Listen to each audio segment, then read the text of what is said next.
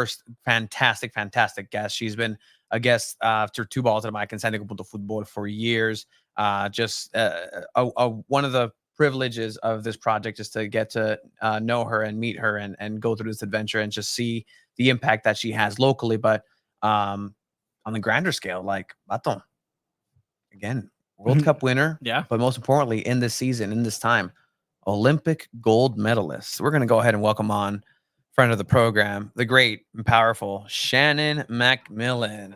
Shannon, how are you this evening? I am well. How are you, gentlemen?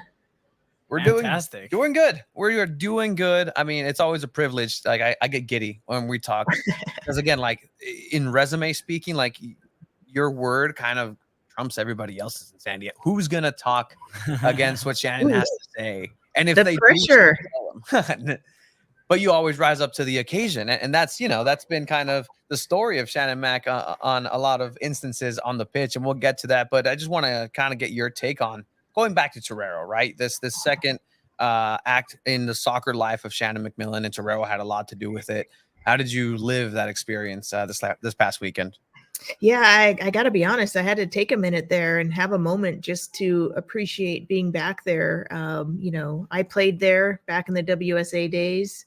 Obviously, we could talk all night about Loyal and all the incredible memories there. It's where San Diego Wave started as well. So to have the chance to be back there and kind of take in all the sights and smells and sounds of it, and then to watch the team just have such a great performance, it was pretty special and hard to fall asleep that night for sure. And then specifically with the huge San Diego Wave win right after a huge winless drought, like this was a great way to come back to Torero, get the win. What was it like to just see the team playing so well and getting that win as well? Yeah, I mean, I knew it was coming, and I think it was special to do it there in front of a small but intimate crowd, and to have some breakout performances. I mean, Sanchez getting her first goal and an assist, and we knew it was building. I think the last couple games we saw them at Snap really more on the front foot, attacking and creating a lot of opportunities. So soccer's a crazy game. You could have outpossess someone, outshoot them, have more corner kicks, free kicks, all that stuff. And, if that ball doesn't want to go in on that day, it's a brutal results, but then to see it all come together, and I think those of us were anxiously waiting a breakthrough like that, and great team goals, great individual talent out there, so it was a very special evening for sure. Yeah, and this is part of the new tournament, the Summer League with Liga MX Femenil, and just these opportunities to get more minutes for different players, different looks, different players who are scoring and are contributing. At the end of the day, like this is something that is excellent for the game in general. So what are your thoughts in terms of just this in season tournament and the opportunity that it brings younger players or players who aren't necessarily on top of the depth chart to get those important minutes moving into the league? Well, yeah, absolutely. I think we'll avoid the fact that there's 5 brackets and only 4 teams go through. So even if you win, we'll stay out of that mess. But it's all about opportunity. Whether you're a starter or you come off the bench or you haven't really seen the field yet, or you're a national team replacement player, be ready. You never know when there's going to be an injury or an opportunity like this past weekend that you get to take the field. And can you take those 5-10 minutes and make it 20 minutes next game, do so well that the coach, has to reward you with more. Or if you start, can you have an impact? And, it's great to see that we have that depth and these players that are getting opportunity now to showcase what they're about. It's great for Paul and his staff to see that. It's great for the teammates too, because you're talking about players that show up each and every day and are grinding, doing the same grind as all the starters, but don't necessarily get to suit up or even see the field. So to see players like that have the opportunity and then embrace it and just, have that chance to showcase, that's what it's all about. And it's just about having those moments and enjoying them and embracing them and being ready for them. And Shannon, sometimes a lot of the players that don't have the privilege to play in the national team, right? All they know is the NWSL and playing against teams in the NWSL. But this tournament is so specific where you get to play against Liga MX teams as well. As a player in the development side, how important is it to just get a view of a different game as well, like playing against the Mexican teams? Yeah. I mean, that's a great point, Chief. You know, these an opportunity that they'll talk about long into their retirement. You know, I think, you know, for the longest time when we didn't have leagues, you know, national team, we'd have to have inter squads that, you know, were better than some of our friendly international games. But to see now that the NWSL is playing these teams and the opportunity that these players get to say, you know, I played in an international match and, you know, maybe had an impact or something like that.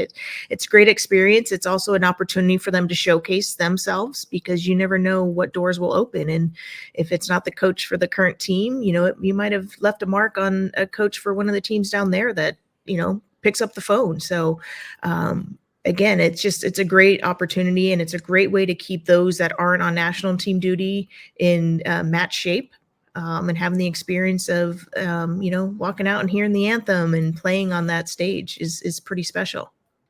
I mean, what a great segue right there, right? Just like speaking about the anthem, and obviously we're moving into the Olympics portion of this because it's always fascinating. I think I was sharing a video with Abe Cepeda, our writer correspondent here, and you know, just kind of geeking out that, you know, you were interviewed right after with the gold medal around your chain with the whole team around you by Bob Costas, and we're like, wow, Bob Costas got to talk to Shannon MacMillan. But I mean, let's kind of switch our gear that way, because there are players with San Diego Wave who are representing various countries, not just the United States, but are in the Olympics. So with that mindset, is that, you know, how much of that is a responsibility to represent and do your absolute best, but at the same time, how much are you really taking it in at that time? You know, it has to be just a lot to compartmentalize going into the summer. Yeah, and I think, you know, it's no secret. I grew up here in Escondido, and I grew up dreaming of playing in the Olympics long before soccer was even an Olympic sport. So it's something to really take a lot of pride in, because all of the players on Team USA grew up watching summer, winter games. You know, 99ers, we were just out there at one of the send-off games for the team, and we had a chance to have lunch with them. Emma brought us in and kind of just said, hey, we have a lot of newbies. What can you share with them? And, you know, it was really a cool moment for us. It helped us to really connect with the current team. It was great for me to see Girma and Shaw out there and, you know, give them some San Diego love before they took off. But our big message to them was like, you guys have done the work. You're ready for this. Take a moment to enjoy it. Go to opening ceremonies, embrace being a part of Team USA, and all that comes with that. And then as the first match approaches, you know, that's when you go from being the flashlight and kind of taking it all in to being a laser pointer and laser light and focused on that first game. It's not going to be an easy one. You know, we definitely have a tough bracket, but to be able to take the chance to go out and play and potentially win an Olympic medal. I mean, that's what every athlete grows up dreaming about. You know, for soccer, we have the added bonus of potential World Cup, but you know, for a lot of these guys that are out there for the first time, they've got a lot to prove. After recent failures, I think Emma is the right person for the job. We've got full faith in her, and you look at that team as a whole, and there's so much individual flair and talent. And I really do think that Emma's going to be able to bring them together and make it a cohesive unit. And if that clicks over the next few weeks, we could see another gold medal for Team USA. And as you mentioned that, right, like you're talking about your experience as well in 1995, the World Cup ended with a bronze in a way, right? And that, you know, in turn gave the inspiration. I was watching some film back as far as just what it took to really inspire this team. But I mean, taking it back into what you're talking about, just the enjoyment part of it. Were you part of this moment? Do you remember just kind of being part of the parade, or is that something that? I mean, it's a lot on there. I had to search all of YouTube for that just moment, that clip. But how did you enjoy those moments? How did you just internalize? Yeah. You know what? It's kind of funny because, you know, when you watch the opening ceremonies on TV and you get to see all that, you're like, oh wow, it's so cool. But then you're in a separate stadium next door usually, and you don't really get to see that except on maybe a jumbotron. And you start watching and you realize, okay, all the cameras are on our right side, so they actually tell you as you're coming down the ramp, make sure you stay spread out, so it looks good. But you can tell everyone swarms to the side that the cameras, just to get that couple seconds to maybe get their mug on TV for everyone back home. And in '96, myself and a few of us did have our mugshots out there walking past. I don't know if you'll have the timing right with the video you're showing now, but it was just so special because you're sitting over there in this holding stadium, and the Aussies are doing their Aussie, Aussie, Aussie, oi, oi, oi, and we start chanting back and forth, and it's just such an incredible opportunity of just an excitement of just, these are the Olympic Games, and we're about to just take your moment to shine. It's really incredible. Like, again, just those moments that of being able to step back, and that even at the level of a professional athlete at that moment. And it's interesting because in this clip there was actually being spoken that for the first time, it may seem that and this is a quote from directly the commentating team, was women might win more medals than the men for the USA, and that just floored the commentary team. And it's interesting because at the end, once you had your gold medal around your neck post match, that's the message that was still coming through, and still a message of inspiration. And I just want to share just kind of you being in that spotlight thrown in there, and I can maybe trying to get your context at the end of the day with this moment. Again, the internet is such a wonderful thing. Those are sweet sweatsuits, by the way. Look at those. The women surrounding you is Shannon MacMillan, who scored the first goal. Shannon Mac is right Clearly there. not the guy with the mustache in the back raising his hand. That's not Shannon MacMillan. Where's Shannon? This is Shannon Okay. MacMillan to my left. Bob, tell us what it's like to be an Olympic gold medalist. Oh, it's the best feeling in the world. I mean, we've been training together since January, and this has been our goal the whole time. It feels amazing. We're going to run footage of Shannon's goal and want us to talk us through it. All right, really quick, before you can talk us through it in real life, I want to see if you can talk us through it right now. The goal? Can you walk us Oh, through heck that? yeah. First of all, back to that interview, I didn't have an earpiece in, so I had no idea my name's getting thrown out. And clearly I've had a lot more media training since that day. But yeah, this goal, I mean, it's etched in my brain. The ball pops wide to Christine Lilly, and she's the type of player, when she's flying down that left side, you are doing everything you can to get in that box, because whether she has one or two players closing her down, she's getting that cross off. So I just remember flying towards the box. She whips this ball in. Mia comes flying across, does a full volley. Gal gets a hand to it. It bounces off the post and just falls perfectly to my left foot, which my college coach used to refer to as a kickstand, because I was a very strong right-footed player. I would avoid my left foot at all costs. But to see it just set up perfectly there, and I think I hit that with every ounce of me, was trying to rip that net off. And before I talked to the team and just said, hey, if I score, I'm going to run and I'm going to do the belly slide, and everyone come diving in around. And it was a very surreal moment for sure. That was the follow-up question from Bob Costas. Hey, what's up with that celebration after everybody goes diving in head first? And again, it's almost, again, the hard work, the dedication, nothing is an accident. You just you make your own luck in this sense. And even the celebration, it wasn't an accident. This is all pre-planned out in a way. Obviously this goal is up there and has to be one of the top moments for you, but the game before, to get you to this game, you get that game, the game winner. And so, I mean, you were just having a fantastic time at the Olympics. Like, what is the aftermath of this? The moment after, when it all sinks in, the national anthem being played, it's just you and your teammates who have done this and have really just, and I hate to put this in the context that it is, but you know what? We can use a little bit more unity like that. And that's what I like about the Olympics. Everybody's cheering at once. The national anthem is one. What was that like for you, Shannon? Yeah, I think a couple backstories on that is 95, we came off of losing in the World Cup, and it was massive disappointment. So going into residency camp in January, it was always, don't forget that feeling of the Norwegians celebrating in their faces. I actually had a broken foot that year, so I wasn't on that World Cup squad. And I actually was cut in January before the team moved to Florida to go into residency, and was left off the initial roster. So excuse me, had to fight my way back in. And back then in 96, we had a 16-player roster for the Olympics. That included 2 goalkeepers. So you're talking about 14 field players. So to be able to work myself back into not only making the roster of 16, but to be a starter by this time the World Cup, the Olympics started, was pretty powerful. And that match against Norway, the semifinal, we knew that a certain player, if we could shut down Hege Riise, we would have a good chance. So Tony switched formations and he put Tiffany Roberts in to man mark Hege Riise and just said, you just follow her. I don't care if you ever touch the ball, just make sure she doesn't do anything in the entire game. And so that left me on the bench, and, I was ready to get in that game. And it was just, watching the buildup. It was kind of, you hear about athletes being in the zone, because I don't really remember much of it.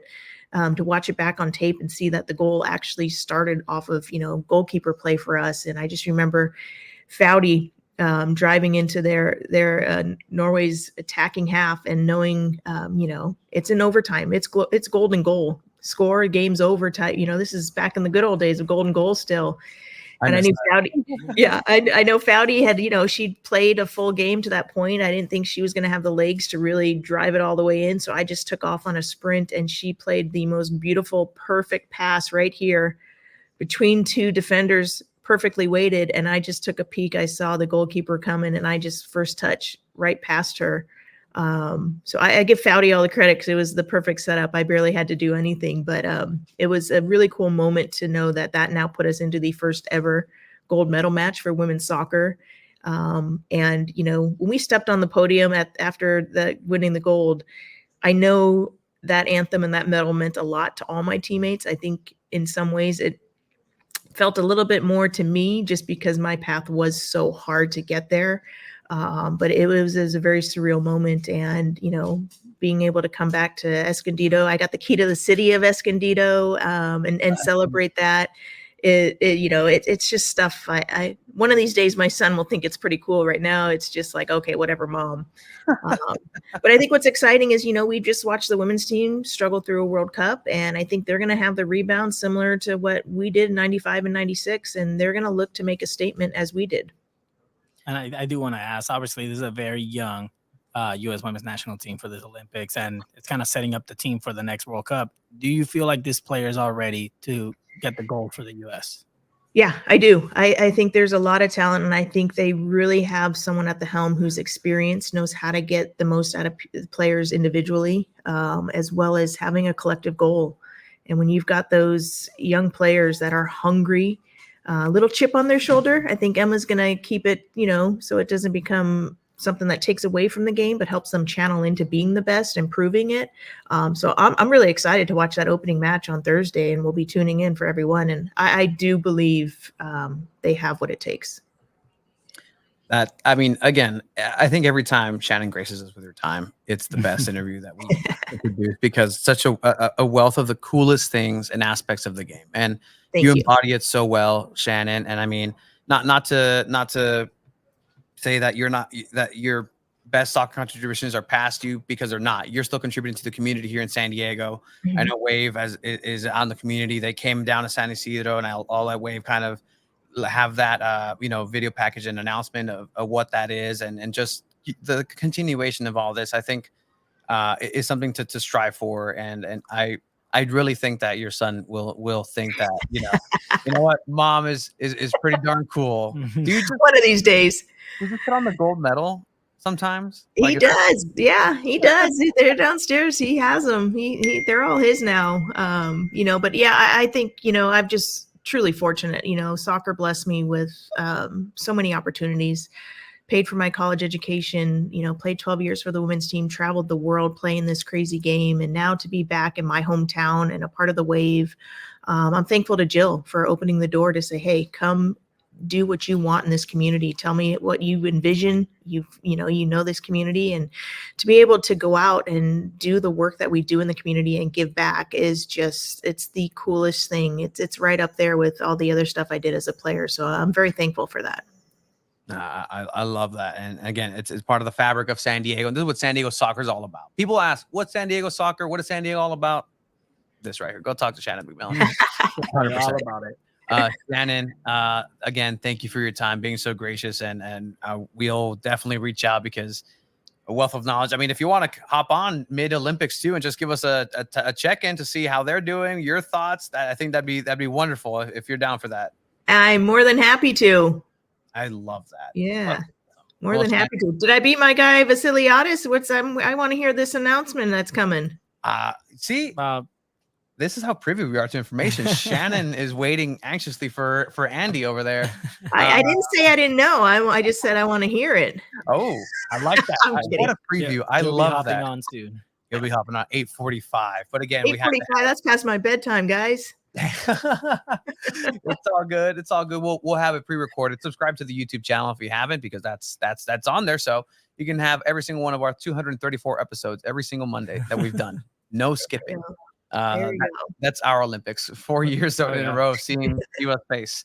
But Shannon, you are absolutely amazing and wonderful to hear. We will let you go ahead and get your rest, because you are doing great things with the time that you're awake. So thank you. We'll get to it. Thank you, Shannon. Appreciate you guys having me. And hey, everyone that's in the chat, I tried to respond, but it's not letting me. So hopefully come say hi when we play Club America this Friday night back at Snap. I look forward to seeing everyone. Absolutely, because as we're not a fan of America at all, except if you're a fan of America, be a fan of Wave that day. There you go. Perfect. Thank you, Shannon. Cheers, gentlemen. Bye. Have a good one. So cool. So cool, man. So cool. I mean, that's so good. You think she would let us take a picture with their gold medal one day? No. No. Again, I wouldn't trust myself taking a picture with a gold medal. It's so crazy how in different ways. I would. Yeah. In different ways, because again, I didn't earn that. Just if I get the privilege of touching the World Cup, I would want to touch it. If I can touch it without gloves, that's fine. I can just go on it. That's fine. But I'm the opposite. I didn't win that. No, I don't deserve to win that. So my senior year of high school, I wasn't in any sports, anything like that. I have a picture holding every single banner won for every single sport, whether it was women's volleyball, men's state soccer. I have a picture with choir trophies. No shame. Yeah, no. Yeah, no, I'll show you later. But yeah, it was I would take a picture with the gold medal.